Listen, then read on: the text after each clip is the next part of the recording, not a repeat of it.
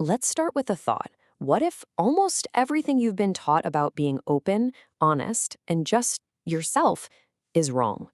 Today, we're diving into a brutally honest and, yeah, deeply strategic guide to social survival. This is not about positive thinking. Think of it more as a cynical playbook for navigating the hidden, tricky currents of human nature. So, let's kick things off with a fundamental conflict, one we all face. Is it better to be liked or to be right? I mean, of course, we all want both. But the cynical wisdom we're digging into today says that in the grand game of social strategy, you almost always have to pick one. And that choice? Well, it can define your success or your failure. So, to really get our heads around this philosophy, we're going to break it down into 5 core principles. We'll start with the power of what you don't say. Then we'll get into the surprising danger of your own intellect. After that, we'll look at how to handle friends and foes, how to master your outward appearance, and finally, how to actually use anger and hatred through action. Okay, first up, the power of silence. The main idea here is that silence isn't a sign of weakness or that you have nothing to say. Nope. Instead, it's one of the most powerful strategic tools you have in your arsenal for keeping the peace and, honestly, protecting your own advantage. And look, these aren't some new age self-help tips. The source material for this actually grounds this advice in ancient wisdom, pulling from old Arabian proverbs to show that these are time-tested, fundamental truths about how people operate. And here is the proverb at the heart of it all. The tree of silence bears the fruit of peace. It's a simple metaphor, but it's incredibly powerful. Why? Well, think about it. Speaking your mind often leads to arguments and misunderstandings, but silence, that's what cultivates calm and control. The logic here is purely strategic. I love this first point. Think of a secret as your prisoner. As long as you keep it quiet, you're in control. The moment you let it out, you become the prisoner of that secret. And sure, speaking might feel good in the moment, it might satisfy your ego, but this philosophy claims that silence is what secures a permanent advantage. It's all about playing the long game by keeping a big, wide gap between what you really think and what you actually say out loud. Now, this focus on hiding your thoughts leads us to our second principle, and honestly, this one's even more counterintuitive: the danger of your intellect. We're all raised to believe that being smart is a huge asset, but this philosophy argues that openly showing off how smart you are can actually be one of your biggest social weaknesses. So why is that? Because, according to this school of thought, human interactions are driven less by logic and more by pure vanity. People's egos are just incredibly fragile. And when you make someone feel intellectually inferior, even if you don't mean to, they don't admire you for it. Not at all.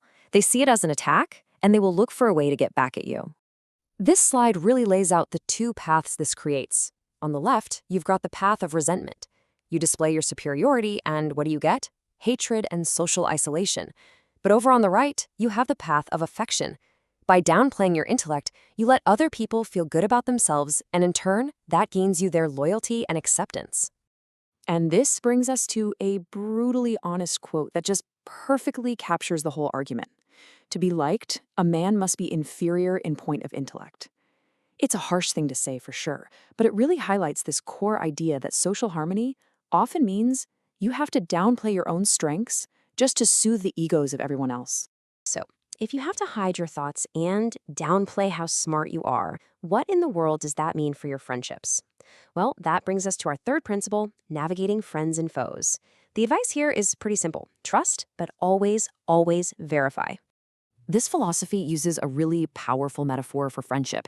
It compares most friendships to paper money. It circulates, it looks like the real thing, but it's really just a placeholder for actual value.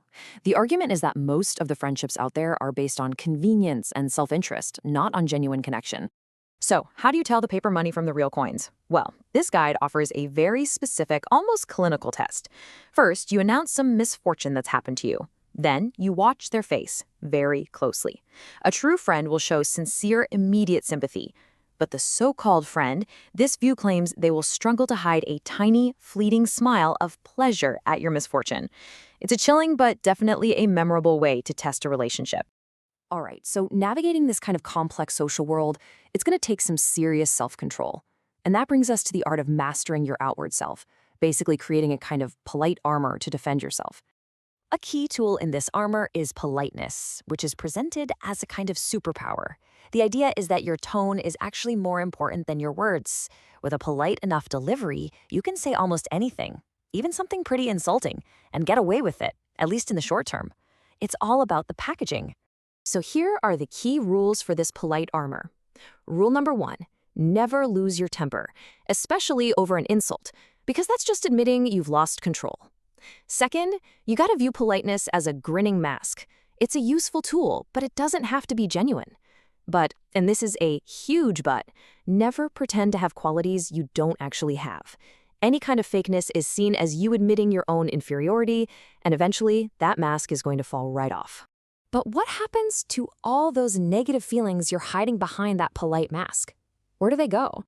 That brings us to our final principle: anger, hatred, and action. The core idea here is to let your deeds, not your words, be the expression of your feelings.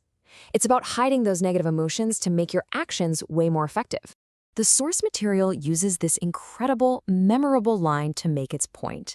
It is only cold-blooded animals whose bite is poisonous. Just think about that for a second. Hot-blooded anger is loud, it's messy, it's obvious.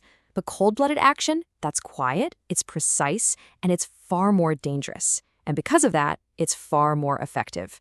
Showing your anger or your hatred openly is presented as just a massive strategic mistake. It's dangerous because you're tipping off your opponent. It's foolish because you're being driven by raw emotion. And in the end, it's just plain unnecessary when there are much smarter ways to handle things. And here's the payoff. By hiding your feelings, you don't actually get rid of them. You channel them. You let them fuel your actions. Your response, whatever it is, will be so much more powerful and effective if it comes as a complete surprise, without any warning from angry words or resentful looks. So when we tie all 5 of these themes together, the silence, the intellectual humility, testing friendships, the polite armor, and the concealed anger, we land on a core philosophy. The world, according to this guide, is fundamentally driven by human vanity and ego.